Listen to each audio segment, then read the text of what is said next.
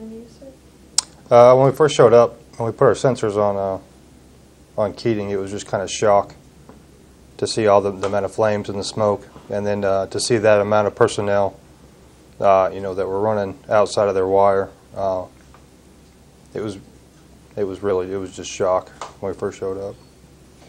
Well, why do you think that you were targeted on that specific day? Are there any indications now as to what it was that triggered it? I don't think so. I think they had set a day probably a couple months before. I think they took their time in planning this attack. It was a very well-planned, deliberate attack. So I think they had just set a day. This is when we're going to do the attack, and then just planned up to it. Some media has suggested that you were, you didn't have enough weapons, you didn't have enough troops, you didn't have enough support. How do you feel about that? I disagree with that completely. Like I said, we had fixed wing 20 minutes after the fight started. We had helicopters 20 minutes later. So 40 minutes into the fight, we have 2 different air assets on hand. And I was talking to these guys earlier. We were kind of talking about how there were so many different assets up in the air that they were basically to a 1,000-foot window that they had to stay between because they were stacked on so many different levels. So we had everything we needed. It was just a big attack with a lot of people. Bad things happen, but I think that we did well for the circumstances. We only have a couple questions, so do you have more, Graham?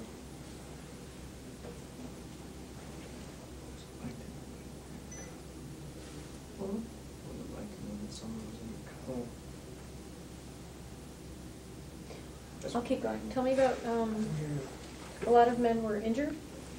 Yes, ma'am. Initially, I know that some refused to be medevaced because they wanted to stay and fight. Others were obviously too severely injured and they couldn't make that decision for themselves. But were they all put together, or were people still spread out? Or tell me how that worked.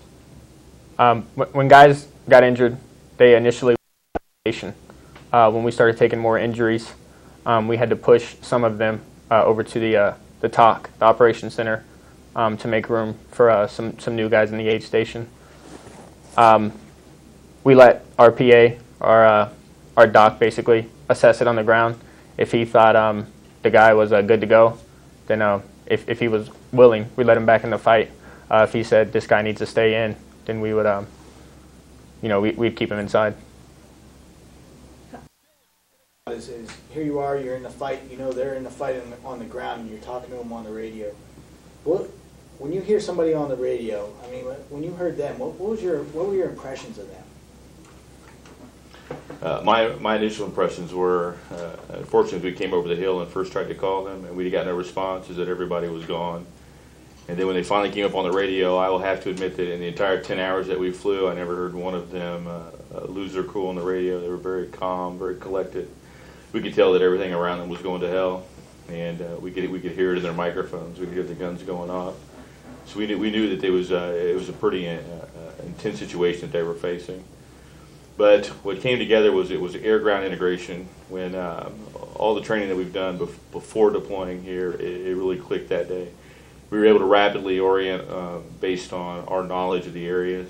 We've been there several times, and to their reference points, and then they knew how to talk to us to get us onto the targets that they wanted. So once we started realizing that the guys on the ground knew what they needed to tell us to get the job done, it made things much easier. Chief Bardwell, Chief Lewallen talked about the calm that they had in their voice, but somebody with your level of experience, you've seen a lot of leaders and things like that. What is it that makes somebody with just 2 years of experience or just 2 months of experience in their job? What is it that makes them be calm and so cool under pressure like that? To be honest, I don't know how they kept their composure like they did. It was talking to them on the radio was just like any other day when we were just going through and and just checking in with them as we're flying by. And I I really don't know how they kept it like that. With all the fire and the amount of people that they had, and the state of the cop, I was very impressed at just how cool and calm and collected they stayed the entire day. They never once did they lose it, start yelling, screaming, or anything. They just kept their composure the entire day, and I was just very impressed. I really don't know how they kept it together like that. Sergeant Souter, you're the junior soldier here, and from what the pilots say, you kept it cool. And I mean, what was it that was foremost in your mind when you were talking on the radio and you knew that you had to do your job? What was the thing that really kept you going?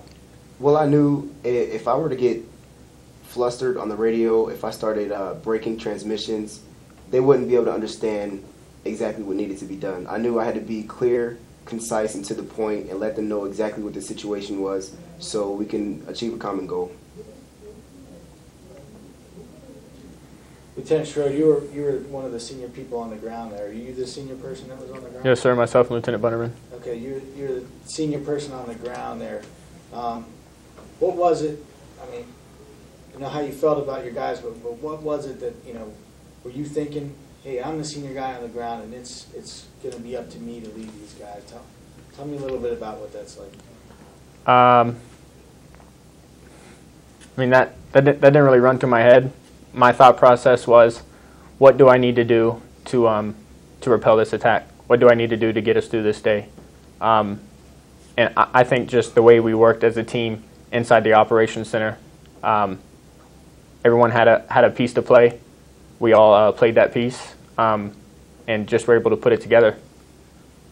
I think our training and also the smaller takes we'd been in the past kind of prepared us for the large attack, because we had seen it before. We had seen contact, so it allowed us to stay calm and accomplish the mission. What is a tactical operations center like? What is it at a troop level, or company size level, troop level? What is it like? I mean, what does it look like? Who's in it? Who's in it is basically the indirect asset piece, the air asset piece, as well as someone who can maneuver the guys on the ground. What it looks like is we're getting reports from the guys out fighting the fight, the ones actually out shooting the guns. They're saying, they're giving us reports. We got guys here. We're pinned down here. And then basically it's our job to work up a plan pretty much instantaneously on how we're going to maneuver the guys around to support other guys that maybe need support, or how we're going to control the fight to get it in our advantage to get the victory.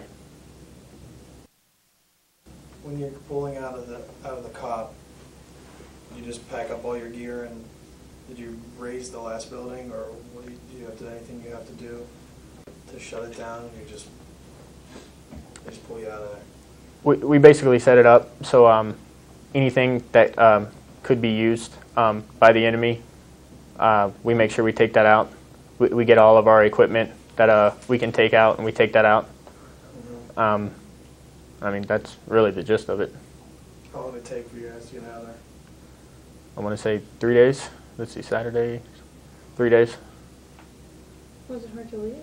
It's been your home for 4.5 months, 2 months, it's hard to leave because anywhere you stay for an extended amount of time, where you've lost friends, you've lost brothers, it's hard to leave because you're kind of leaving that guy's spirit behind as well. So it's tough, but at the same time, we're excited for what they have in store for us next, whatever that may be.